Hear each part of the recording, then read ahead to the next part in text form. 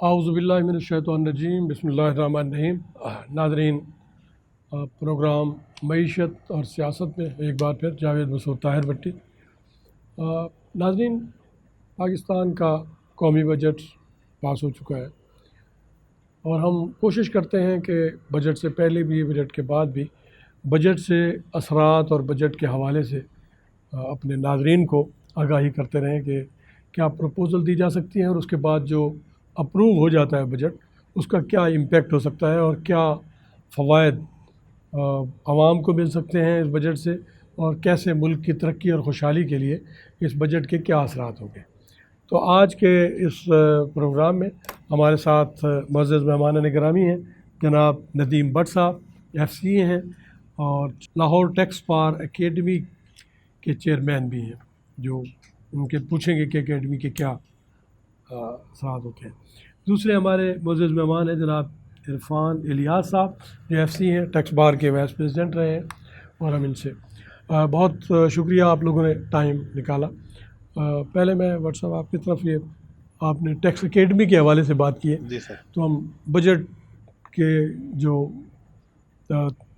पास हुआ है उसके बाद में बात करते हैं ज़रा, क्योंकि एकेडमी का क्या रोल है टैक्स बार के हवाले से या अदरवाइज़ टैक्स के हवाले से। एक्चुअली सर, इसका पर्पज़ ये था कि जितने नए मेंबर हमारे आएंगे, चाहे वो चार्टर्ड अकाउंटेंट्स हैं, ITPs हैं या मुखला हज़रात जो भी बार के मेंबर्स जी बार्स के मेंबर हैं, तो उनको हम इनिशली बजाय ये कि वो मार्केट में जाके या इधर उधर धक्के खाएं, तो हम उनको कोचिंग प्रोवाइड करें कि कैसे income tax return, sales tax returns बनाई जाती हैं, लॉ को कैसे पढ़ना है, उसकी प्रैक्टिकल एप्लीकेशन क्या है। तो उसमें फिर हमने ये किया कि हर थर्सडे को हमारा सेशन होता है, मुख्तलिफ सेशन है, जैसे इनकम टैक्स रिटर्न्स पे, कभी वेल्थ स्टेटमेंट पे, कभी बजट पे, कभी प्री टेक्निकल शोबा है, जनरल तो सारी चीज़ें हम कोशिश करते हैं कि उसमें लॉ भी पढ़ा जाता है, क्रॉस क्वेश्चंस भी किए जाते हैं। आप जो बार के मेंबर्स हैं सिर्फ उनको इन्वॉल्व करते हैं या अदरवाइज जो टैक्स कलेक्टर्स हैं उनको भी शामिल? एक्चुअली तो जब सेमिनार होता है तब तो सारे होते हैं उसमें, चाहे कभी चार्टर्ड अकाउंटेंट्स के साथ, ICAP के साथ मिलके भी किया है, पाकिस्तान टैक्स बार के साथ मिलके भी किया है, ICMAP वाले भी आ जाते हैं, जो लोग हैं, ACCA वाले भी होते हैं, नहीं ऑफिशियल जो है टैक्स कलेक्टर जी वो भी होते हैं, उनके चीफ कमिश्नर्स भी आते हैं जी, ट्रिब्यूनल के मेंबर्स आते हैं, जिसको वो हाई कोर्ट और सुप्रीम कोर्ट के जजेस भी होते हैं जनाब, और इसकी बड़ी ज़रूरत भी है, बड़ी ज़रूरत होती है उसकी अवेयरनेस पर्पज़ के लिए। बेसिकली एकेडमी का पर्पज़ ये है कि लोगों को एजुकेट किया जाए, बजाय ये कि वो लाइलम रहे और पता ना चले और लेट पता चले।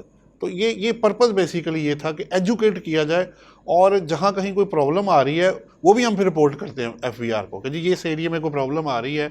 जैसे आप रिटर्न में अगर कोई प्रॉब्लम आ रही है, जैसे मिनिमम टैक्स में बड़ा इशू आ रहा था कि रिटर्न्स कैलकुलेशन सही नहीं कर रही थी, तो वो जहाँ जहाँ चीज़ें आती हैं, जैसे जैसे लोग बताते हैं, वो हम उनको एजुकेट भी करते हैं और ऊपर भी बताते हैं कि जी ये बेसिकली सर, ये तो मेरे सर रहा, क्योंकि आपका ये एकेडमी के हवाले से बड़ा पॉजिटिव इकदाम है ताकि ये पता चले जनरल पब्लिक को भी। तो अब आप टैक्स के हवाले से, जो टैक्स हमारा बजट आया है, बजट के हवाले से आप क्या समझते हैं कि नुमाया एस्पेक्ट्स जो जनरल पब्लिक जिनका बेनिफिट लेती है? जी मैं इसको ना दो हिस्सों में सर करूँगा। मैं जहाँ भी गया हूँ, जिस सेमिनार में भी, तो पहले मैंने ओवरऑल इकॉनमी की बात करनी है, 2-3 पॉइंट्स मेरे वो होते हैं, और 3-4 को पॉइंट्स मैं फिर बजट के में से निकाल लेता हूँ, क्रक्स जिसे आप कहते हैं जी। तो ओवरऑल तो ये देखें, 3 काम जो है ना अब करना बहुत ज़रूरी हो गया है, उसके बगैर आप इकॉनमी को, इस मुल्क को बेहतर तरीके पर रन नहीं कर सकेंगे। सबसे पहले ब्रॉडनिंग ऑफ टैक्स बेस है। देखें अभी 32 लाख तकरीबन लोग हैं जो रिटर्न्स फाइल करते हैं। अब सारे लोगों का बोझ कैसे ये लोग 32 लाख उठाएंगे? तो ब्रॉडनिंग, देखें कम लोगों से टैक्स ज़्यादा रेट करके या ज़्यादा बोझ डाल के टैक्स नहीं इकट्ठा किया जा सकता, लेकिन ज़्यादा लोगों से रेट ऑफ टैक्स को रैशनलाइज करके ज़्यादा पैसा इकट्ठा किया जा सकता है। लेकिन जो टैक्स वैसे डिडक्शंस होती रहती हैं, वो विद होल्डिंग तो वो तो लोअर ग्रेडी वाला जो है वो भी बेचारा पे कर रहा है। जैसे सेल टैक्स कहने को तो लोग कहते नहीं पे करते, लेकिन काफ़ी जगहों पे तो बिल्ट इन होके आ रहा है। जैसे आपका पेट्रोल है, CNG है, आपकी बिजली है, आपकी गैस है, आपकी गाड़ियाँ हैं, हर जगह जहाँ जहाँ है वो बिल्ट इन है। बहरहाल अब ओवरऑल पहला तो ये मेरा पॉइंट है कि जी आप ब्रॉडनिंग ऑफ टैक्स बेस सबसे पहले रखें, उसके बगैर बड़ा मुश्किल है। दूसरी बात ब्रॉडनिंग को थोड़ा सा वजाहत करते जाएं। ब्रॉडनिंग एक तो ये कि लोगों को बढ़ा दें, एक ये कि जो लोग रेलेवेंट हैं, जिनके पास गाड़ी है, चलो उस पर ले लें, जो मोबाइल पे जैसे आप लेते हैं। देखें सर, मोबाइल सर्विसेज, देखें ना, अगर आप इस तादाद को 32 लाख को, एक एग्जांपल बना लेते हैं ना, 32 लाख को इंक्रीज करके 1 करोड़ पे ले जाते हैं, या डबल कर लें, 64 पे आ जाइए, ठीक है। तो आप रेट्स टैक्स के कम कर सकते हैं, लेकिन मैं ये नहीं कह रहा मसाइल नहीं बढ़ाएंगे इससे, टारगेट ना अचीव करें। नहीं, ज्यादा लोगों के मसाइल बढ़ाएंगे। देखिए सर, मुल्क भी तो चलाना है ना, ये भी एक मसला है। नहीं, मुल्क तो चल ही रहा है, वो इस तरह से थोड़ी तो चलेगा। वो डेफिसिट बजट है ना आपका, ये भी देखे ना। वो अपनी जगह है, वो एक और पहलू है। 70 साल से ज़्यादा साल गुजर गए आपके मुल्क को आज़ाद हुए। मैंने जो सुना है, ये पढ़ा है, तो अब 50 का तो मैं खुद भी हो गया हूँ, कि आज तक 1 या 3 दफ़ा ये हुआ है कि आपका पॉजिटिव बजट आया है, वरना आज तक कभी पॉजिटिव बजट नहीं आया आपका, हर दफ़ा डेफिसिट ही होता है। तो को खुदारा। अब अच्छा, अब कंपोनेंट्स की तरफ आता है, मैं मेन चीज़ों की तरफ आता हूँ बजाय। जब आप उसके कंपोनेंट को देखेंगे तो 3 चीज़ें आपको मेन मिलेंगी। एक, आपका मार्कअप, जो आपके टोटल बजट का 33% होगा, 1/3। फिर आपके डिफेंस पे जो एक्सपेंस है 25% आपके बजट का वो चला जाता है। ये तकरीबन 60% ये हो जाता है। अब 40% में आप अपना मुल्क कैसे चलाएंगे जब तक कि आप इसको इन्हेंस ना करें। अब आपको लोगों को अंदर ला के कब तक एड और लोन पे मुल्क को चलाना है अपने मार्कअप पे। इस मार्कअप की लानत से बचें, इसको पे ऑफ करें, किस्तें करें, जो भी करें। आज क्या हो रहा है, हर कंडीशन आप क्यों FATF, World Bank, IMF, restrictions, limitations, हर तरफ से आपको वही करना पड़ता है जो वो कह रहे होते हैं। ओबियसली पैसा अगलों ने दिया हुआ है, तो क्यों नहीं आप अपनी माइशत को मजबूत करने के लिए देखें। अब फिर मेहनत हम किसके लिए कर रहे हैं? अगर मैंने कमा के 33% उसको ही देना है तो मुझे तो कुछ ना मिला। तो बेहतर ये है कि आप उस डेट को डिस्चार्ज करें जिस तरह भी है, लेकिन इसी कॉम को रैशनलाइज करके, टैक्सेस को रिड्यूस करके और नेट को बढ़ा के ज़्यादा पैसा इकट्ठा करें। जैसे अभी बात हो रही थी, हम आपस में कर रहे थे, एक बंदा विदाउट सेल टैक्स चीज़ बेच रहा है, एक विद सेल टैक्स बेच रहा है, तो प्राइस तो कंपेटिटिव रहेगी नहीं। ये तो शोर पड़ गया था जनाब। एक बंदा 100 रुपये की चीज़ 117 की बेचे सेल टैक्स लगा के, दूसरा बंदा जो है वो 100 रुपये की बेच के निकल गया, अनरजिस्टर्ड है, वो नहीं, वो शो कर रहा अपने आप को, तो आपकी तो चीज़ ही कोई नहीं लेगा। सो रिक्वेस्ट ये है कि रैशनलाइज भी करना पड़ेगा।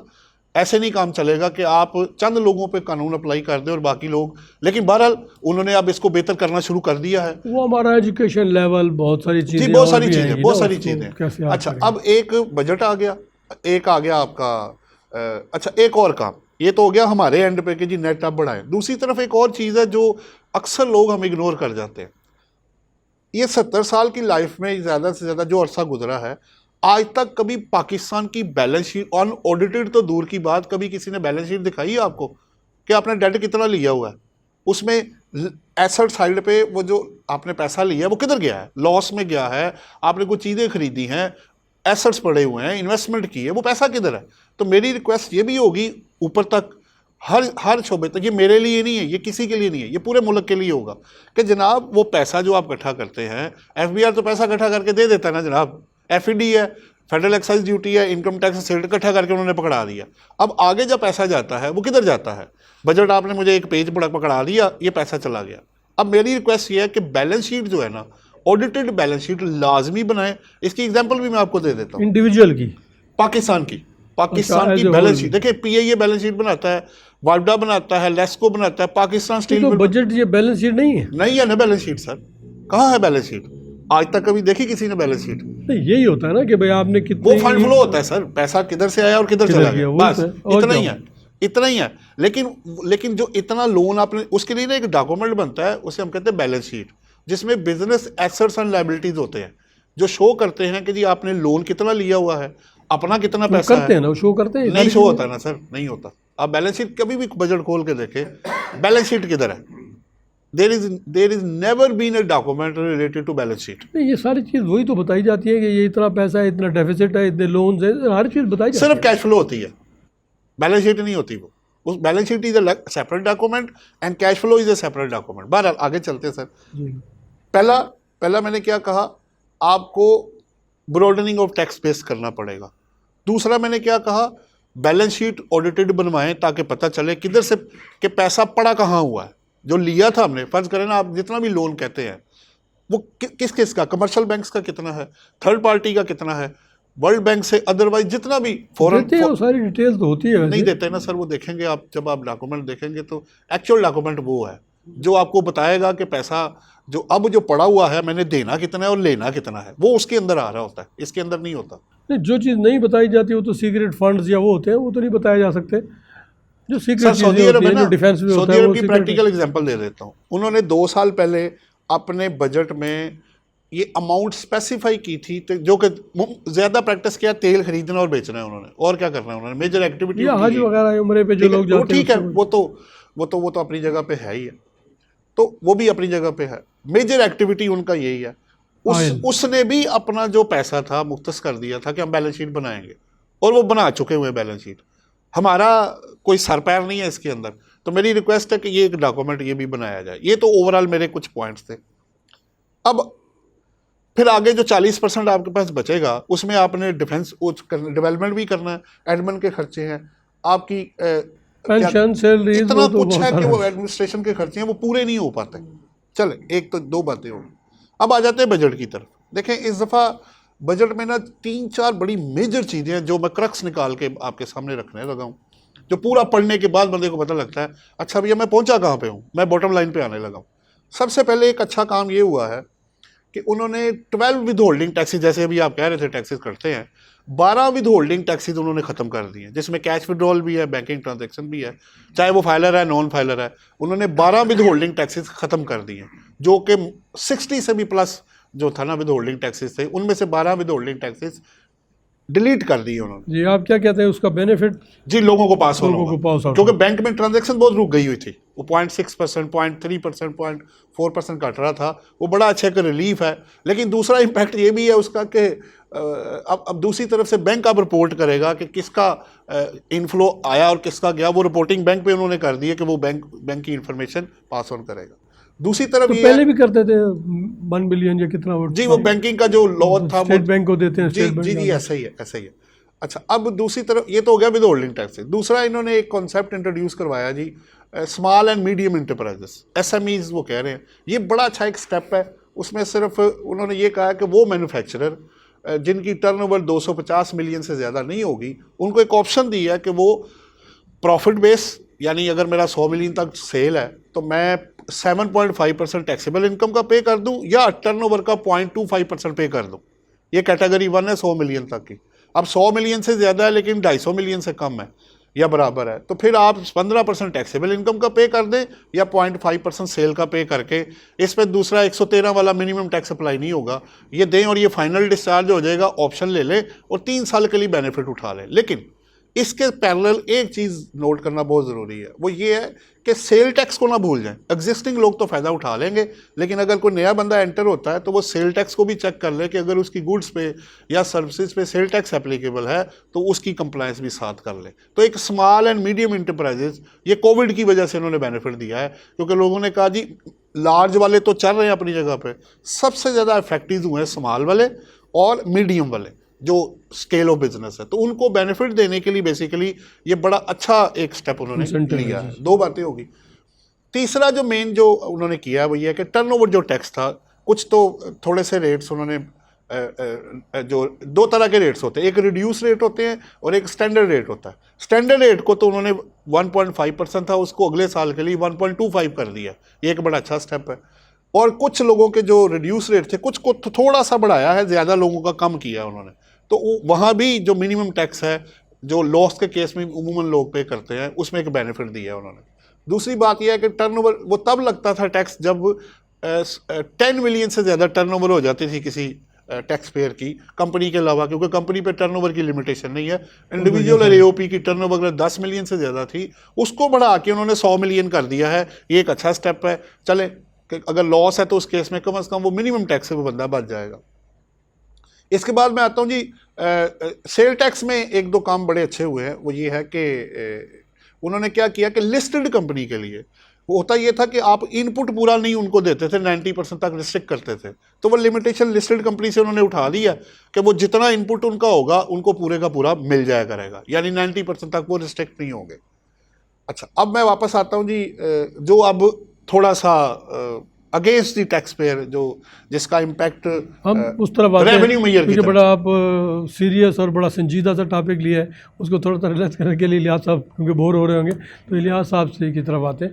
इलियास साहब, आप क्या समझते हैं ये बजट के हवाले से तो जो भी है, हम इनसे दोबारा आते हैं इस तरफ के बजट के हवाले से, ये बड़ी सीरियस गुफ्तगू कर रहे हैं और ये बड़ी बेनिफिशियल टू दी पीपल भी है, जनरल पब्लिक भी इसको समझेगी कि तो आप क्या समझते हैं कि जो टैक्स कलेक्टर का रोल है, हम ज़रा रिलैक्सिंग मूड में आते हैं, कि इनकी मॉरल तरबियत की ज़रूरत है या प्रोफेशनल तरबियत की ज़रूरत है, या आप समझते हैं ये ठीक काम कर रहे हैं?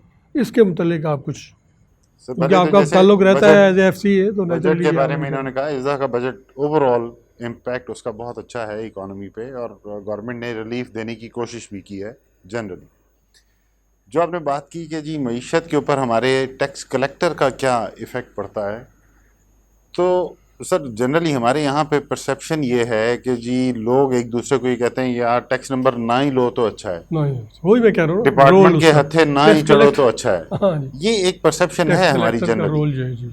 और उसकी उसकी बड़ी रीज़न यही है कि लोग टैक्स नेट में जब आते हैं तो टैक्स कलेक्टर उन्हें तंग करता है, वो उनको रिस्पेक्ट नहीं देता फैसिलिटेट जो देनी नहीं चाहिए। करता सर। जी, टैक्स कलेक्टर का रोल फैसिलिटेटर का होना चाहिए। यस। एक नया टैक्स पेयर आया, फॉर एग्जांपल एक नया टैक्स पेयर आया, उसका पहला साल है बिजनेस का, और आप पहले साल ही उसको बुला के तुम्हारी ये भी गल, तुम्हारी ये भी गल, तुम्हारी ये भी गल, तो बेचारा वो डर जाएगा। भाग जाएगा। आप उसको पहला साल है तो उसको ये भी कंसिडर करें कि भाई अच्छा तुम्हारी ट्रेनिंग भाई ये थी, अच्छा चलो इस दफ़ा तो तुमने कर लिया, लेकिन आइंदा के लिए उसको एहतियात समझाने करो, की थोड़ा जरूरत सा है। समझाने की भी जरूरत है। जो आपने बात की कि उनकी एजुकेशन की या एक एक मॉरल कैसे वैल्यूज उसको उनको, उसको उस तरफ लेके कैसे आया जाए? सर इसकी इसकी दो तीन चीज़ें हैं जो मेरे ख्याल से, कि एक तो इसमें ट्रेनिंग उनकी बड़ी ज़रूरी ट्रेनिंग है। तो है, इतनी अकेडमीज हैं, टैक्स सर अकेडमी, ट्रेनिंग उनको प्योरली ये ट्रेनिंग ऑफिसर्स दी की जाती है अकेडमी। कि जी असेसमेंट ऑर्डर कैसे पास करना है, नोटिस क्या देना है। और मेरा एक्सपीरियंस ये है, मैं गलत भी हो सकता हूँ, कि 90% केसेस में जो पुराने पीछे जो इंस्पेक्टर और क्लर्क बैठे होते हैं, जो 18-18 20-20 साल के उसी यूनिट में बैठे होते हैं, वो ऑफिसर को चला रहे होते हैं कि जी इसमें तो ऐसे है, इसमें तो ऐसे है, पहले भी ऐसे था। नहीं, एक ऑफिसर की तो हर जगह ट्रेनिंग होती है, यानी सीएसएस करने के बाद उसकी ट्रेनिंग, फिर उसके बाद ये टैक्स की ट्रेनिंग, फिर उसके बाद उनके प्रोफेशनल कोर्सेज भी चलते रहते हैं, तो वो नाकाफ़ी है? आप समझते हैं उनका कोई सर इम्पैक्ट नहीं होता? वो शायद उनको उस टेक्निकल नॉलेज तक तो काफ़ी है, टेक्निकल नॉलेज कि भाई टैक्स ऑर्डिनेंस को पढ़ना या इम्प्लीमेंट करना, तो वहाँ तक तो शायद ये सिखा रहे होंगे डॉट में जैसे इनकी ट्रेनिंग होती है। लेकिन ये बताना, ये भी सिखाना चाहिए कि जी टैक्स पेयर को इज्जत भी दें, मॉरल, जो मॉरल मॉरल ट्रेनिंग है। वैल्यू वो ज़्यादा ज़रूरी है सर, वो बहुत ज़्यादा ज़रूरी है। हमारे अपने बहन भाई जब बुजुर्ग तक हम बहनें हैं, अपने उनको टैक्स पेयर को इज्जत नहीं देंगे, उसको हम ये नहीं कहेंगे कि thank you very much, you are part of this exchequer, जो कि सरकार को पैसे इकट्ठे नहीं, करके दे रहा है। उसको कैसे किया जाए? अब एक लालच का पहलू तो हर किसी में होगा, वो अपने पर्सनल बेनिफिट की तरफ देखता है, उससे कैसे बचा जाए? सर वो मॉरल से भी नहीं होता। वो देखिए ये क्योंकि जितनी मर्जी ह्यूमन ट्रेनिंग दे नेचर, ले, इंसान है ना। ह्यूमन नेचर भी है। जी जी, ह्यूमन ह्यूमन भी। नेचर है, वो तो जन्नत से भी इसीलिए निकाले गए। तो उस पे पाकिस्तान ने बहुत तरक्की की है अभी लेटली, जो हम ये आईटी बेस्ड के ऊपर आ गए हैं, कंप्यूटराइजेशन ऑफ इकोनॉमी, कंप्यूटराइजेशन पे आ गए हैं कि भाई ह्यूमन इंटरएक्शन कुछ कम हो जाए, जो हमारी आईटी के ऊपर नोटिस रिप्लाई आ जाता है वो ऑन रिकॉर्ड आ जाता है। पहले अब तो तो अपील भी मैनुअल पे होती है, पहले तो गुम आ जाता था, जी दिया भी है जो आप तो नहीं अब तो आया, रिकॉर्ड पे हर चीज़ आ अब जाती है। रिकॉर्ड पे भी आ जाता है। उससे भी कुछ वो फैक्टर एक कम हो गया है, जिसमें ये होता था कि मनमानी। लेकिन सर ऑर्डर पास करते हुए भी अगर मनमानी कर दी जाए तो वो जुल्म है। इस चीज़ को नीचे शायद डिस्क्रिशनरी हमारी पावर को कम डिस्क्रिशनरी किया पावर जाए, बहुत ज़्यादा है। कम किया जाए, अगर ये बल्कि है नहीं भी होनी तो चाहिए। हमें एडमिनिस्ट्रेटिव कमिश्नर्स जहाँ पे होते हैं उनको कॉन्सुलेशन का रोल अदा करना चाहिए, ना कि एदा थानेदार के जनाब जो थाने में आया है उसके ऊपर कोई ना कोई शक की नज़र से ही देखा जाए। किसी को शाबाश भी देनी चाहिए। चैम्बर्स वगैरह हमारी इसीलिए ये शोर मचाती हैं कि जनाब जो टैक्स के सर्कल में आता है आप उसको जलील ही करते हैं। कोई 10 20 50 एग्जाम्पल्स हमें ये भी तो खड़ी करके दें कि जनाब ये बंदा आया था और इसका इतनी रिस्पेक्ट हमने दी, थैंक यू वेरी मच। किसी वक्त हमें वो 100 हाई टैक्स पेयर्स या उनको टैक्स कार्ड दे देना, that is not the issue. वो तो टैक्स पेयर है जिसने आपको टैक्स कंट्रीब्यूट करके दिया हुआ है। एक छोटा ताजिर भी अगर जाता है और वो ऑडिट में आ गया है तो उस बेचारे की जान निकल जाती। अब तो मैं ये नहीं कहता कि आई में जनाब वो बाहर लॉकअप और सर बनाए अब हुए ये हैं, लॉकअप में बंद कर INI में भी किए जाते उन्होंने हैं, कर बंद दी है, किए वही जाते हैं। AML में भी अब FIR और सजाएं भी आ गई, AML के अंदर वो ट्रांजैक्शंस में अब वो सजाओं में भी आ गए। बहरहाल इस तरफ हमें इनकी एथिकल मॉरल एक ट्रेनिंग की बड़ी ज़रूरत है जिसका सबसे बड़ा क्रक्स ये है कि टैक्स पेयर को इज्जत दें। इरफान साहब आते हैं दोबारा, वक्फे के लिए कहा जा रहा है। नाजरीन हमारे साथ रहिए, वक्फे के बाद फिर हाजिर होते हैं। Thank you.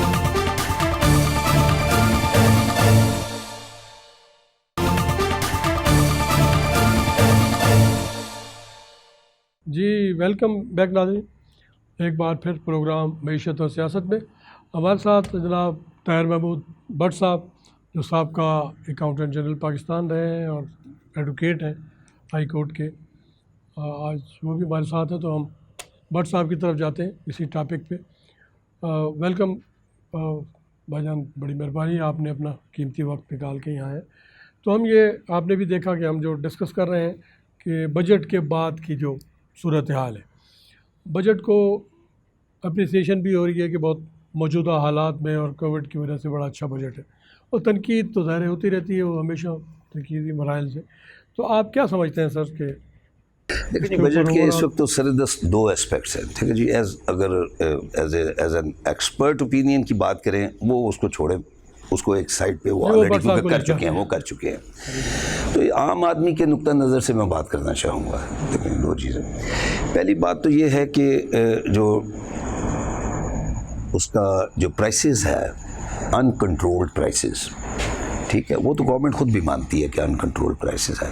मौजूदा सिनेरियो में बिल्कुल अप्रिशिएट करते हैं, बहुत अच्छा बजट है, इससे अच्छा भी हो सकता था, कुछ और भी कोई इसमें प्रपोजल्स हैं जो इनकॉर्पोरेट की जा सकती हैं। लेकिन जो एक एस्पेक्ट महंगाई वाला है, जब आप खुद तस्लीम कर रहे हैं कि महंगाई बहुत ज़्यादा है, फिर अभी एक महीना भी नहीं गुजरा और आप पेट्रोलियम की प्राइसेस को जो है वो एकदम जंप स्टार्ट करके उसमें एडिशन कर लेते हैं, तो मुझे बताएं आपका वो जो सारे का सारा फोकस और जो नारा है आपका महंगाई को कंट्रोल करने का, वो कहाँ गया? वो बड़ा मुश्किल हो जाता है। इसका मतलब है आप इनडायरेक्टली उसको तस्लीम कर रहे हैं कि महंगाई आपसे कंट्रोल नहीं हो पाई। कंपैरेटिव चार्ट दे रहे हैं ना कि वो तो हमारा बाकी दुनिया से बहुत कम है। Comparative chart without value of money कोई हैसियत ही नहीं रखता। उस वक्त कंपैरेटिव चार्ट देख लें, उस वक्त वो फिगर्स देख लें, और उस वक्त जो पैसे की जो वैल्यू ऑफ मनी है वो और है। मौजूदा अगर वो उस चार्ट को देख रहे हैं, उसको in terms of value of money आप कैलकुलेट करें, उन दोनों का कंपैरिजन करें तो आपको बिल्कुल वाज़ेह फ़र्क नज़र आ जाएगा। Minus value of money comparative statement उसकी बना के, और स्पेशली जो इन्फ्लेशन का जो प्रेवलेंट जो रेट है उसको बाहर निकाल के उसका कंपैरिजन मेरे ख्याल में बिल्कुल फ्यूटाइल है, और हमें ये इस तरह का आई वॉश है, ये एक्सक्यूज़ है। हाँ बिल्कुल एक्सक्यूज़ है। तो इसलिए उसी हवाले से मैं बात करना चाहूँगा कि दूसरी बात ये है कि एक बहुत अच्छी बात की हमारे साथी हाँ जी, उन्होंने कहा कि ये सारे का सारा जो टैक्स सिस्टम आपका है, ठीक है ना, आपने रेवेन्यू कलेक्ट करना है, आप रेवेन्यू कलेक्ट करेंगे, जितना ज़्यादा कलेक्ट होगा उतने आप डेवलपमेंट एक्सपेंडिचर कर लेंगे अपना, उतनी आपकी डेट सर्विसिंग में पैसे निकल जाएंगे, उसी में से आपके डिफेंस में पैसे निकल जाएंगे। रेवेन्यू कलेक्ट ही कम होगा तो ला महल्ला फिर आप IMF, वर्ल्ड बैंक और बाकी डोनर एजेंसीज और दूसरे अपने फ्रेंडली कंट्रीज़ की तरफ आप देखते हैं।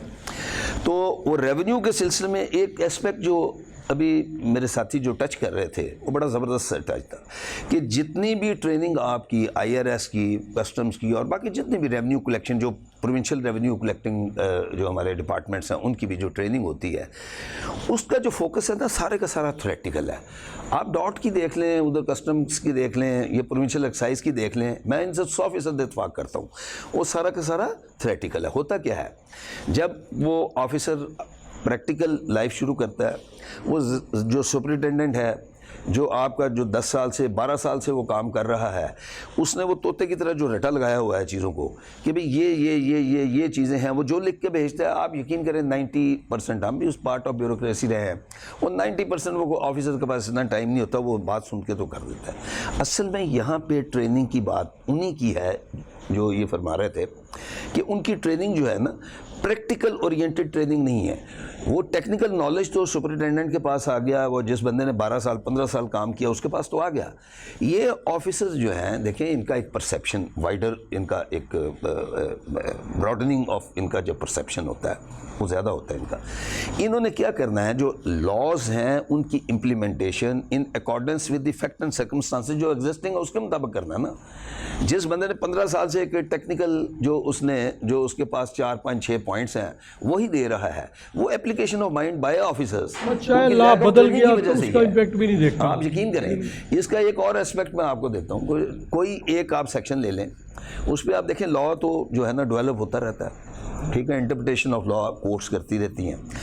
क्यों नहीं करते इस तरह कि वो डिफरेंट जो टॉपिक्स हैं उन पे जो डिफरेंट कोई जजमेंट्स आई हैं, सिंध हाई कोर्ट की, लाहौर हाई कोर्ट की, इस्लामाबाद हाई कोर्ट की, पिशावर हाई कोर्ट की, सुप्रीम कोर्ट की, उन सब को शामिल करके जो एग्जिस्टिंग ट्रेनिंग आपके मॉड्यूल्स हैं यार उनको फाइन ट्यून कर लें आप।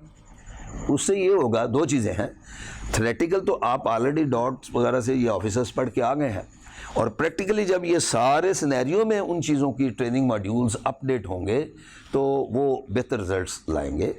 और उसमें जो है ये जो ट्रेनिंग मटेरियल है, देखो तीन चीज़ें ही हैं ना, तीन चार चीज़ें हैं। ट्रेनिंग्स वो ऑफिसर्स हैं हमारे, ट्रेनिंग मटेरियल वो अपडेट होना चाहिए जो नहीं हो रहा, ठीक है, ट्रेनिंग एनवायरनमेंट आपका है, लॉजिस्टिक्स वगैरह, ठीक है ना जी।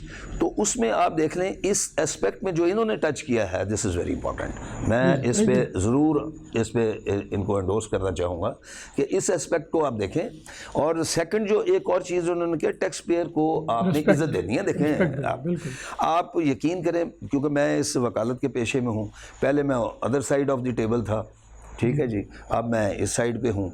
यकीन करें कई ऐसे टैक्स पेयर्स हैं जो मेरे अपने पर्सनल नॉलेज में हैं, जिनके मैंने केसेस भी फाइट किए हैं, ठीक है, प्लीड भी किए हैं, वो इसको प्रेफर कर रहे हैं कि जी हम बाहर से पैसे लेके आए थे, फॉरेन इन्वेस्टर्स हैं, तो हम क्यों ना ऐसा करें कि वापस ही चले जाएं। अगर वो ये सोच रहे हैं वापस चले जाएं, तो मैं आपको एक चीज़ आपकी तवज्जो मबजूल करवाना चाह रहा हूँ। जो एग्जिस्टिंग जो हमारा पैट्रियोटिक बिजनेसमैन है यहाँ पे, जो यहीं रहना चाहता है, यहीं बिजनेस करना चाहता है, आप उसको डिस्करेज कर रहे हैं कि वो भी he should also follow their foot steps. Take flight of capital भी होगा, ब्रेन ड्रेन भी आपका होगा, ये बड़ा नुकसान होगा। आते हैं आपके पास जी भट्ट साहब। जी भट्ट साहब, आप कंटिन्यू करें उसी से जो आप जी सर, उसमें मैं अभी एक कुछ चीज़ें जो मैंने रह गई थी कुछ, वो भी शेयर करनी है। अभी तक ना लोगों का ना जो पता भी होगा या नहीं भी पता होगा, दोनों सूरतों में हम कर लेते हैं। ये तीनों लॉज में ना, स्पेशली इनकम टैक्स लॉ में जो एग्जम्पशन है ना, बेसिकली असल में 3 दफ़ा अमेंडमेंट हुई है। पहला अमेंडमेंट, सेकंड अमेंडमेंट और अब बजट।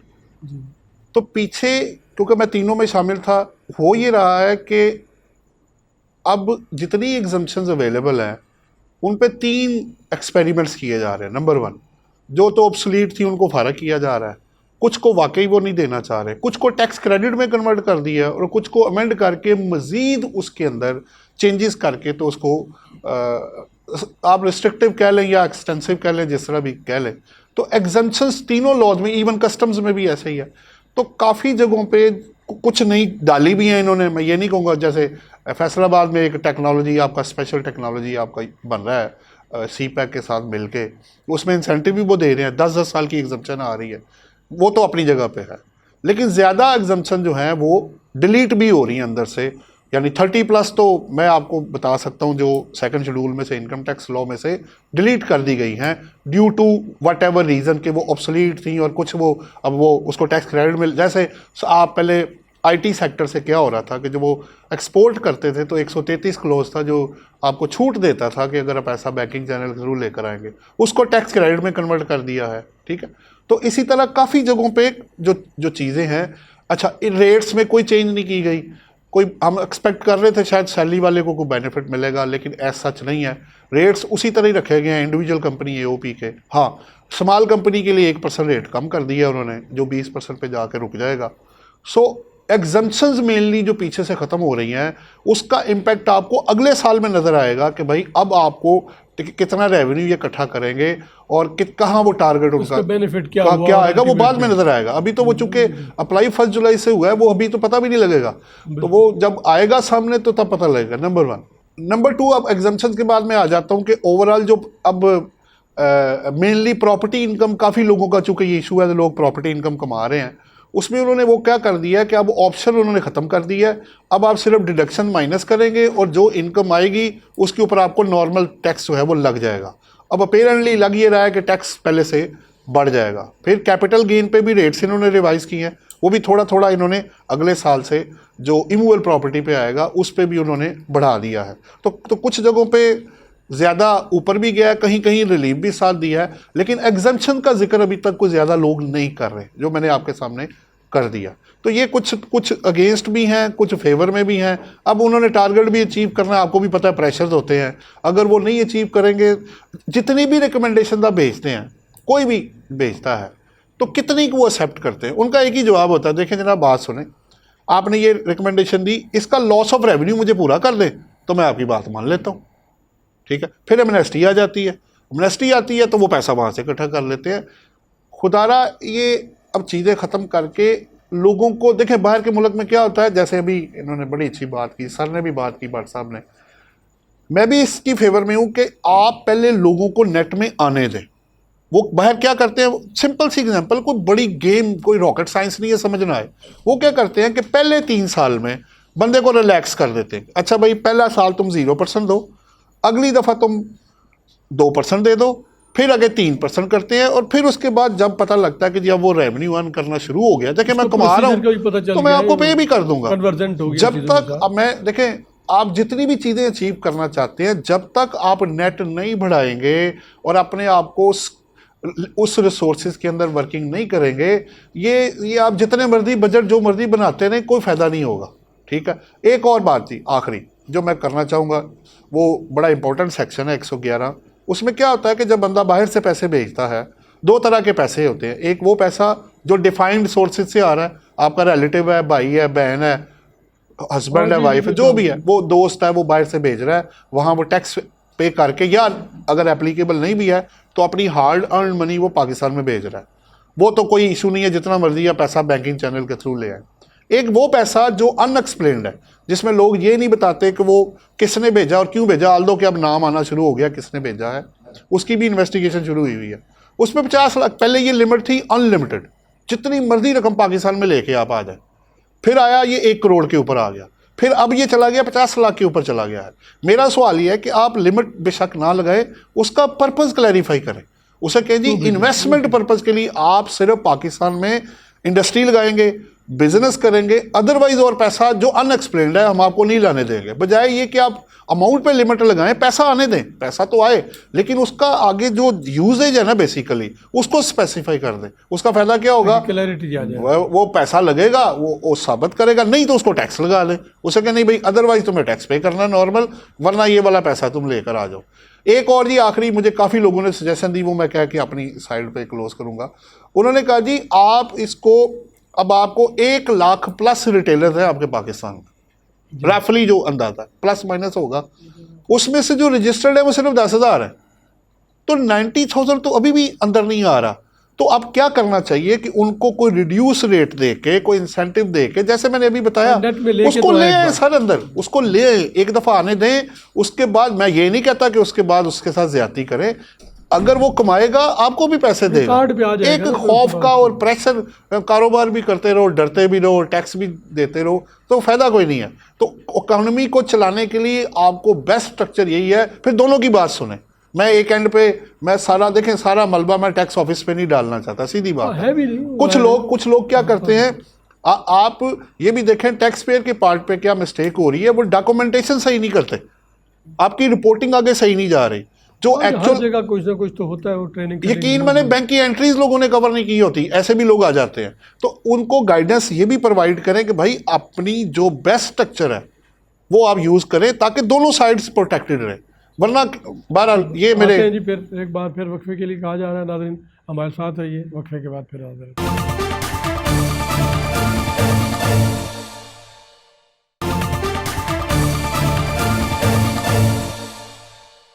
वेलकम बैक नाज़रीन, एक बार फिर प्रोग्राम मईशत और सियासत पे। तो जहाँ से बात ख़त्म हुई थी हम भट्ट साहब के बाद फिर दोबारा जनाब जाते हैं इरफान साहब के पास। इरफान साहब, ये जो आपने सुना कि ये मुख्तलिफ इन्होंने प्रपोजल दिए हैं, इनको किस तरह से इम्प्लीमेंट करने के लिए कि दोनों तरफ, यानी टैक्स कलेक्टर साइड पे भी और टैक्स पेयर साइड से भी, तो इसको किस तरह से, कि वहाँ भी तो सारे तो ठीक नहीं है ना जी, बिल्कुल सही है, वहाँ भी तो जाहिर है कि इंसान है, जैसे आपने पहले फरमाया कि इंसान है, उसमें लालच भी होगा, तमा भी है, नेचर है, और ये बिल्कुल इसमें बजा दो चीज़ें सर मेरी इसमें प्रपोजल मैं देना चाहूँगा कि हम मईशत की तरफ इसको, अपने टैक्स कलेक्शन को मईशत की तरफ कैसे ला सकते हैं।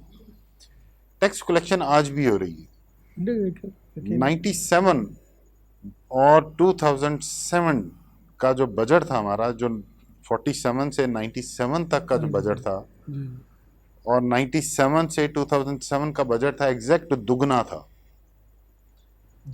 जो 50 साल की इकोनॉमी थी हमारी टैक्सेशन की, वो 10 सालों में दुगनी हो गई। एक उसकी रीज़न थी, बैकग्राउंड, जो जनरल परसेप्शन हुई थी कि 2001 में इनकम टैक्स ऑर्डिनेंस आया और 2002, 3, 4, 5 में कोई टैक्स ऑडिट नहीं हुआ। हमने बिजनेसमैन को एक फ्री, अब्दुल्ला यूसुफ थे, थोड़ी सी रिवैम्प हुआ डिपार्टमेंट, स्ट्रक्चरल चेंज आई, ऑडिट नहीं हुए, इसके बावजूद टैक्स और इकोनॉमी दुगनी हो गई सर। 50 साल की इकोनॉमी हमारी 10 साल में दुगनी हो एतमाद गई। की बात थी, एतमाद की बात थी। उसके 2-3 फैक्टर्स और भी होंगे, लेकिन एक जनरल परसेप्शन ये थी। अब भी जैसे बटने का नदीम ने बहुत अच्छी बात की कि जी हमें अपने नंबर ऑफ टैक्स पेयर्स बढ़ाने हैं, ठीक है। टैक्स पेयर, जैसे बिल्कुल शुरू में आपने खुद बात की थी कि जी टैक्स पेयर तो सारी टैक्स दे रहे हैं, जो रेडी वाला है और उसने मोबाइल रखा है, टैक्स तो वो भी दे रहा है, हर बंदा दे रहा है। जो गाड़ी खरीद रहा है वो sales tax, custom, income tax, हर चीज साइकिल खरीद रहा है, कोई चीज भी खरीद रहा है, टैक्स इम्पैक्ट तो हर एक के ऊपर जा रहा है। हमने इसको लगा दिया हुआ है कंजम्पशन बेस, कि जी कंजम्पशन करेंगे तो टैक्स भी देंगे। इनकम अर्नड बेस के ऊपर हम नहीं आए। और इनकम अर्नड बेस पे सर वही बात, जैसे ताहिर भट्ट साहब ने भी मेरी बात को इंडोर्स किया था कि जी हमारे परसेप्शन ये है कि जनाब नेट में आ जाओ तो इज्जत नहीं मिलेगी और ये तंग करेंगे और जलील करेंगे। जलील नहीं करेंगे, मैं गलत बात नहीं कहूँगा, लेकिन लोग तंग होते हैं ना, तंग तो होते हैं सर। इस वक्त वापडा के पास 100% रिकॉर्ड है कि कमर्शियल मीटर कहाँ कहाँ कितने लगे हुए हैं। टैक्स वाले को शायद नहीं पता होता है, लेकिन वापडा वाला, उसको थोड़ी सी भिनक पड़ जाए कि ये घर नहीं है, ये दफ्तर है, वो फौरन मीटर कमर्शियल कर जाता है। सुई गैस वाला कमर्शियल कर जाता है, पानी वाला कमर्शियल मीटर कर जाता है। ये तो रिकॉर्ड है हमारे पास। आप खुदारा 2-3 साल के लिए बिजनेसमैन को कहें कि भाई ओके फ्री हैंड, अनलेस जैसे आमला में प्रेडिकेट ऑफेंस इन्होंने निकाला कि जी एक मैक्सिमम कि जी 10 करोड़ रुपए का टैक्स होगा तो फिर पकड़ लेंगे। तो एक लिमिट लगा दें कि जनाब अच्छा यहाँ तक तो भाई तुम्हें समझा के वापस भेज देंगे, लेकिन जितनी मशीनरी है एक दफ़ा 3-4 साल के लिए इस मशीनरी को उन पे सर्व करें जहाँ पे आपके पास डाटा भी मौजूद है और वो टैक्स पेयर नहीं है। जो कमर्शियल मीटर लेके बैठा हुआ है सर, वो कमर्शियल एक्टिविटी कर रहा है, उसको टैक्स नंबर अलॉट करें। और अगर वो इससे पहले टैक्स में नहीं था तो 1 साल 2 साल का पीरियड दें कि जनाब जो 2 साल के बाद नहीं होगा उसको 50% टैक्स लगा देंगे। देखें ये डिटरेंट आपको क्रिएट करना है। अगर हम अपनी सारी मशीनरी को एग्जिस्टिंग ऑडिट, टैक्स पेयर के ऑडिट पे भी लगा छोड़ें, तो अभी हमने जून में देखा है कि 2015 के ऑडिट हमने भुगते सारे, 6 साल बाद, टाइम बाद हो रहा होता है, और वो आखिरी 3-4 महीनों में 6 साल पुराना टैक्स पेयर को बुला के आप पूछ लें उस बेचारे को तो 2 महीने पुरानी नहीं याद होगी कि भी ये चेक कौन दे गया था, कहाँ से आया था। तो खुदारा ये चीज़ छोड़ दें और हम अपनी मईशत की तरफ देखें कि हम अपनी इकोनॉमी को कैसे ग्रो कर सकते हैं। टैक्स सर कलेक्शन होती है और होगी, ये मेरा बड़ा स्ट्रॉन्ग बिलीफ है। वो भी आपने बताया। और पाकिस्तान इकोनॉमी ऐसी फिलंथ्रोपिक इकोनॉमी है कि आप यहाँ पे ये एक्सपेक्ट करें तो सबसे ज्यादा लोग चैरिटी भी यहीं पे करते हैं। बिल्कुल, अल्लाह का बड़ा एहसान है। बहुत हम चैरिटी में बगैर सरकार को बताए पैसे देना ज्यादा मुनासिब समझते हैं बनिस्बत ये कि भाई डॉक्यूमेंटेड टैक्स सरकार को दें। गुनाह बख्शवाना जो है वो ज्यादा। जी भट्ट साहब, मैं एक बिल्कुल मैं इनकी बात को फर्दर करते हुए एक बात कहना चाहूँगा कि आप किसी भी एक एंटिटी को, बिजनेस एंटिटी को आपने टैक्स ऑडिट करना है या कोई इन्फॉर्मेशन लेनी है, तो क्या एट ए टाइम आपको 6, 7, 8 नोटिस सर्व करने चाहिए? ठीक है, जो कि आप रूटीन में आप देख लें। हम तो फील्ड में हैं इस वक्त, तो कई जगहों पे मिसालें भी, नाम नहीं लेना चाहूँगा, अभी रिसेंट भी एग्जांपल्स है कि 7-7, 8-8 नोटिसेस एक ही बिजनेस एंटिटी को डिफरेंट एस्पेक्ट की इंफॉर्मेशन मांग रहे हैं। मुझे बताएं, इससे तो टेरराइज होने वाली बात है ना बिजनेसमैन की। आप, मैं ये नहीं कहता नोटिस ना दें, आप कंसोलिडेटेड एक नोटिस देते हैं और ओवरलैपिंग इन्फॉर्मेशन आप मांग रहे हैं डिफरेंट नोटिस में, तो 8 नोटिस लेके मुझे एक बात बताएं एग्जैक्टली। अभी भी मिसाल है, नाम नहीं लेना चाहते, अच्छा नहीं लगता, और आपको भी बताइए। उसमें ये है कि मुझे ये बताएं कि वो 8 नोटिस के जवाब तैयार करता रहेगा, उसमें टाइम उसका कंज्यूम कितना होगा, बिज़नेस की तरफ वो अपना कितना उसमें टाइम देगा और उसकी बिज़नेस एक्टिविटी कितना सफ़र करेगी, तो वो रैशनलाइज नहीं होना चाहिए। ये सारी की सारी आपकी जो एक्टिविटीज़ हैं, स्पेशली टैक्स कलेक्टर के साथ जो इंटरेक्शन आपका जो है वो रैशनलाइज होना चाहिए, मेरा ख्याल सबसे ज़्यादा इम्पॉर्टेंट है, ताकि उसका कॉन्फिडेंस बरकरार रहे। उसको ये इम्प्रेशन ना हो कि वो उसको शुरू में ही आपने चोर तस्वर कर लिया है, ट्रीट कर लिया है, और वो अब आप अगला स्टेप ये होगा कि उसको पकड़ लिया जाएगा। उसको ये हो कि भाई आए, ये आपकी इन्फॉर्मेशन मिसिंग है हमारे पास, तो मेरे ख्याल में लैंग्वेज भी अगर चेंज कर दें नोटिस की, फ्रेंडली कर दें कि आके हाँ जी कि ये आपकी फ़ाइल में ये डॉक्यूमेंट्स मिसिंग हैं, हाँ जी, आप इसको फिलअप कर दें, बजाय उसके साथ ही थ्रेट दे दें। वो तो फिर एक तरह का 8 नोटिस के बाद 8 दफ़ा आप उसको थ्रेटन कर रहे हैं। तो मुझे ये बताएं कि किस तरह ये बिजनेस चलाएंगे। बिजनेसमैन काम करेगा कि उसकी एनर्जी इधर लग जाती है, लगती जाएगी, और ये फ्रूटाइल एक्सरसाइज होती है सारी। आप नोटिस देते हैं, इन्फॉर्मेशन आती है, वो टैक्स पेयर की भी 2 दिन जान निकली रहती है, कोई उसकी ख़ास सब्सटेंस अगर नहीं भी होता, वकील भी जाता है, जवाब देता है, और वो फाइल में खुडे लाइन लग जाता है। ये सारी इकोनॉमी की एक्टिविटी फ्रूटाइल एक्सरसाइज, इसका कोई फ़ायदा नहीं होता। और ये जैसे इन्होंने बात की कि भाई कंसोलिडेटेड इन्फॉर्मेशन होनी चाहिए, ये भी सर जो हम शुरू में बात कर रहे थे ट्रेनिंग की कि जी इन्फॉर्मेशन, अब इस वक्त तो इन्फॉर्मेशन सरकार के पास भी बहुत मौजूद है जी हाँ, जो कंसोलिडेटेड इन्फॉर्मेशन है CNIC से इनके पास मौजूद है। परवेज मुशर्रफ साहब के दौर में वो एक इकट्ठी मिलिट्री वालों के वेव साथ शुरू, मिलके डोर टू डोर उन्होंने वो किया था, वो पता नहीं कहाँ गई, वो सारे जमा की गई थी। अब तो सर डिजिटल वर्ल्ड में ये इन्फॉर्मेशन भी मौजूद है, और उसके बाद भी आप अगर कहें टैक्स पेयर से कि जी इसने मुझे चूंकि चलानों की कॉपियाँ नहीं ला के दी इसलिए मैं इसकी बात नहीं मानता, तो फिर तो आप पहले ही परसेप्शन लेके बैठे हैं कि जी जो आया वो चोर है। जब कंक्लूडिंग रिमार्क्स इतना होते हैं बट साहब आपसे पहले, एक तो यही कि बेहतरी के लिए, यानी पब्लिक साइड से भी, टैक्स पेयर साइड से भी और टैक्स कलेक्टर साइड से भी, दोनों को रिस्पेक्ट के साथ किस तरह से मुल्क की बेहतरी के लिए उनको देखिए सर, वो कहते हैं ना ताली दोनों हाथों से बजती है। लेकिन अभी जैसे ब्रॉडरिंग की मैंने बात की, तो आप अगर NTN चेक करें तो 60 लाख, कोई 55 कहता है, कोई 60 कहता है। NTN तो इशू हुए हैं, लेकिन उसमें से जो फाइलिंग हो रही है सिर्फ 32 लाख की है। तो बाकी का जो 28 लाख है या जितना भी है, 25 है, जितना है, उसको भी ज़रा तरीके से बीच में लेकर आए, नंबर 1। और जैसे अभी बताया 15 के ऑडिट हो रहे हैं, 14 के भी होते रहे, काफ़ी ड्रॉप भी हुए। अब मेरी रिक्वेस्ट ना दोनों तरफ पे होगी। देखें, मैं चाहता हूँ कि मेरा मुल्क ग्रो भी करे, लेकिन बगैर किसी एक्स्ट्रा बर्डन के लोगों पे। लेकिन ब्रॉडरिंग, मैं शुरू से एक ही सेंटेंस पे हूँ, ब्रॉडरिंग के अलावा मेरे पास और कोई चीज़ बच नहीं जाती, नंबर 1। दूसरा, मेरी सबसे रिक्वेस्ट है, ब्रॉडनिंग के लिए भी कोई आसान तरीका इख्तियार सर किया तरीका जाए ना, ये अभी मैंने बताया आपके शुरू में। आप है वो हम जैसे लोग भी जो टैक्स के साथ मुतल्लिक भी हैं, आप लोग भी इतनी आसानी से उसको जैसे अभी स्मॉल एंड मीडियम इंटरप्राइज के लिए कानून बना है ना जी, इससे लोग सेल टैक्स को कीपिंग इन व्यू रखते हुए इसमें मैक्सिमम बेनिफिट, एग्जिस्टिंग को तो बहुत बेनिफिट होना। देखें, मेरी 1 करोड़ रुपए की टर्नओवर है, 100 मिलियन आप लगा लेना, मुझे देना क्या है 0.25%। 3 साल के लिए आप इसके अंदर रहेंगे, आप इतना टैक्स दें, आप जान छोड़ें, ठीक है। सेल टैक्स अपनी जगह पे रहेगा, तो जहाँ सहूलत मिलती है वो ले लेनी चाहिए। मैं थोड़ा सा कंक्लूडिंग, बाकी लोग भी इस पर कोई अपना वो करें। जैसे अब आप ये एक चीज़ कहते हैं कि रिटर्न, जैसे सेल्स टैक्स का है, अब डॉक्टर्स पे भी, अब वकीलों पे भी है कि वो रिटर्न हर महीने जो भी डिडक्शंस होगी, इसको किसी तरह से ये नहीं हो सकता वो कंसोलिडेटेड करके एनुअली। अब हर महीने एक और प्रैक्टिस आपने डाल दी, उस पर स्टे हुआ है हाई कोर्ट से, अभी तो पता नहीं बाकी सूबों में, मेरे ख्याल पंजाब में शायद उन्होंने कर दिया है, बाकी कुछ। तो इस पर आप क्या? देखें, पता क्या सर, इनकम टैक्स जो लॉ है ना, उसमें कैसे किया जाए? 2 चीज़ें ना इनकम टैक्स में, 2 बड़ी चीज़ें। सेल्स टैक्स, वो तो सेल टैक्स तो मंथली भी है और क्वार्टरली भी है। अब चूंकि उनके लॉ में जब तक आप पीछे से लॉ अमेंड नहीं करवाएंगे, तो वो तो उसी तरह सिस्टम चलेगा, क्योंकि वो रेगुलर बेसिस पे सेल टैक्स अगर आप देखें तो इनकम टैक्स में भी एडवांस टैक्स जा रहा है, वो क्वार्टरली बेस पे है। फ़र्क सिर्फ ये है कि ये मंथली है या क्वार्टरली है, ज़्यादा मंथली बेस पे है, उधर क्वार्टरली बेस पे जा रहा है। स्टेट ने देखे पूरा साल चलना है, अगर मैं साल के बाद आपसे पैसे लूँगा, नहीं पैसे तो आ रहे हैं ना, सिर्फ ये फाइलर की बात है।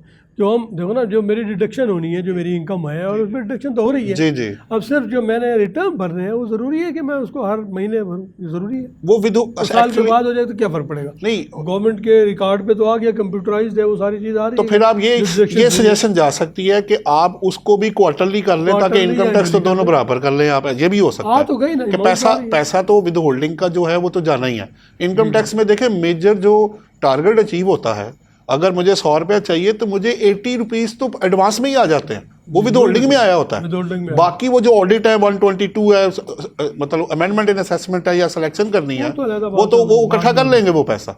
सेल टैक्स में भी ये सजेशन जा सकती है कि आप इसको इनकम टैक्स, क्योंकि आप दोनों पैरेलल वो कर रहे हैं दोनों को, वो टाइम काफ़ी चीज़ें इंपोर्ट होके सेल टैक्स में इधर आई हैं और इधर से उधर भी गई हैं, तो ये भी हो सकता है कि उसको क्वार्टरली पे शिफ्ट कर दिया जाए। इरफान साहब आपका क्या उस पे? ये बात आपने बड़ी अच्छी की कि compliance cost to the business को रिड्यूस करना चाहिए।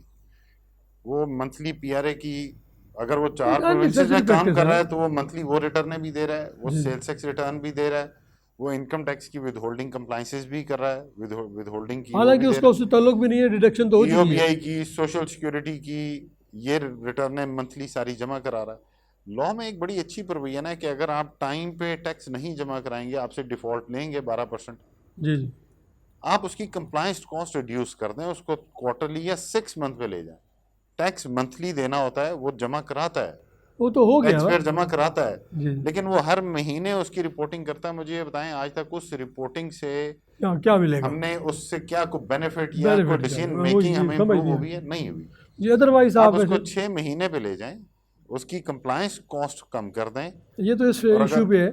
ओवरऑल आप कंक्लूड कर रहे हैं, आप कंक्लूडिंग रिमार्क्स आपके आज की इस डिस्कशन के हवाले से कि हम मुल्क की बेहतरी के लिए जो ये बजटरी प्रपोजल्स होती हैं, इस पे क्या प्रपोज करते हैं आप कि किस तरह से इसको पब्लिक को शामिल किया जाए और टैक्स पेयर को, टैक्स कलेक्टर जो है उनको किस तरह से राग़िब किया जाए कि वो रिस्पेक्ट करते हैं। फिर दोबारा वही बात, बजट जिस वक्त बनता है उस वक्त शायद ये प्रपोजल सारी इकट्ठी तो होती हैं, वो कितनी मिनिस्ट्री से अप्रूव होती हैं, मानी जाती हैं, ये एक सेपरेट इशू है। एनफोर्स तो यहाँ से ज़ाहिर है जनरल पब्लिक या बार, पाकिस्तान बार, टैक्स बार, तो ये एनफोर्स नहीं कर सकती। प्रपोजल जाती हैं, प्रपोजल चैम्बर से भी जाती हैं और बाकी, और वो प्रपोजल कितनी बजट में आती हैं ये तो जब बजट अनाउंस होता है उस वक्त ही अंदाज़ा होता है। टैक्स कलेक्टर के हिसाब से जो है वो टैक्स कलेक्शन की तरफ से भी प्रपोजल आती हैं, लेकिन सर उनकी तरफ से जितनी भी आज तक प्रपोजल बजट में इम्प्लीमेंट होती है वो फैसिलिटेशन की नहीं होती, नहीं बिल्कुल, वो पकड़ धकड़ की होती है, फैसिलिटेशन की नहीं होती। एक बड़ी छोटी सी एग्जांपल मैं देके कंक्लूड करूंगा। डेप्रिसिएशन है, स्टैट्यूटरी अलाउंस है। अगर एक टैक्स पेयर ने खुद रिटर्न भरी है, उसने किसी वकील को इन्वॉल्व नहीं किया, उसने टैक्स भरी और रिटर्न में वो नहीं लिया उसने डेप्रिसिएशन, तो ऑफिसर नहीं अलाउ कर रहा होता। जबकि लॉ में लिखा है, सुप्रीम कोर्ट ने एक होल्ड किया फैसले में कि statutory allowance the taxation officer is a custodian of law, he has to apply correctly even if it is not asked, बिल्कुल, even if it is not asked. Statutory allowance मिलना है, उसको करना चाहिए, खुद देखना चाहिए। टैक्स पेयर को कभी जाके ऑफिसर ने ये कहा नहीं भाई तुम्हें ये बेनिफिट भी मिल सकता था यार, ये क्लेम करो भाई, क्लेम ये भी क्लेम करो, कर मैं खुद लो, दे रहा ये हूं तुमने तुम्हें, छोड़ दिया था तो ये इसको मैं खुद दे रहा हूँ इसको। आज तक तो ये नहीं हुआ। हमें इनकी ट्रेनिंग करने की ये भी ज़रूरत है कि फैसिलिटेट करें। जी जी, चीज़ें मेरे ख्याल में उसी सीक्वेंस में मैं एक बात कहूँगा, जितना आपका रेवेन्यू कलेक्ट होता है, लेकिन डिपार्टमेंट के पास तो उसका रिकॉर्ड होता है, उसने उस रिकॉर्ड को रिकंसाइल करना है बैंक स्टेटमेंट के साथ जो रेवेन्यू कलेक्शन है। ये एरिया सबसे ज़्यादा मिसिंग है उनका। और आप यकीन करें, ना एफबीआर के फिगर्स मिलते हैं, ना एजीपीआर के फिगर्स मिलते हैं, ना बैंक जो कलेक्ट कर रहा होता है उनके फिगर्स मिलते हैं, और माशाल्लाह स्टेट बैंक के साथ भी फिगर्स नहीं मिल रहे होते। देखें ये इनका जो होमवर्क है, ये एक बड़ा थॉरोली इसको रीवैम्प करने वाला ये सिस्टम है। अगर आपकी ये रिकन्सिलिएशन मंथली बेसिस पे चलती रहे, तो अगर पैसे जमा टैक्स पेयर ने करवा दिए हैं तो आपके पास तो रिकॉर्ड तो ऑलरेडी चला गया हुआ है इन वन फॉर्म और दी अदर। आप नोटिस उसको दे रहे हैं, उसके पे नोटिस की ज़रूरत नहीं है। देखें सिंप्लीफिकेशन जो है ना ये बहुत ज़रूरी है। अगर आप सिंप्लीफिकेशन नहीं करेंगे, सिंप्लीफाई प्रोसीजर नहीं करेंगे, क्योंकि देखें डुप्लीकेशन बहुत ज़्यादा है। आप एक लिस्ट बनाएं, उसके बाद उसकी स्टडी करवाएं, उसकी जो डुप्लीकेशन है उनको आप मिटिगेट कर दें, ये फैसिलिटेट कर दें। यकीनन इससे टैक्स रेवेन्यू भी बढ़ेगा, आपकी टैक्स डिपार्टमेंट की एफिशिएंसी भी बढ़ेगी और जो बिजनेसमैन है उसको भी फैसिलिटेशन एतमाद बढ़ेगा उस पर। बहुत मेहरबानी जनाब ताहिर भट्ट साहब, जनाब यार साहब, जनाब भट्ट साहब। नाजरीन, हमने कोशिश की कि आपके सामने मौजूदा बजट के हवाले से और ओवरऑल टैक्स कलेक्शन और जो टैक्स पेयर्स हैं उनके हालात को देखते हुए हम अपनी क्या राय दी जा सकती है जो मुल्क की बेहतरी के लिए हो, और हम मुल्क को कैसे खुशहाली की तरफ लेके जा सकते हैं, और हम उन जो हमारे अल्लाह ताला ने हमारे ऊपर इनामात किए हैं, इतने ज़्यादा हमारे अल्लाह ताला के नेचुरल रिसोर्सेज हमें दिए हैं, उनको किस तरह से मुल्क के मफाद के लिए इस्तेमाल कर सकते हैं और मुल्क को खुशहाल बना सकते हैं, जिसका बेनिफिट जनरल पब्लिक को भी हो और हम दुनिया में एज ए होल इंसानियत की भलाई के लिए भी अपना रोल प्ले कर सकें। आइंदा किसी और प्रोग्राम के साथ फिर हाज़िर होंगे। Thank you very much. इजाज़त चाहते हैं।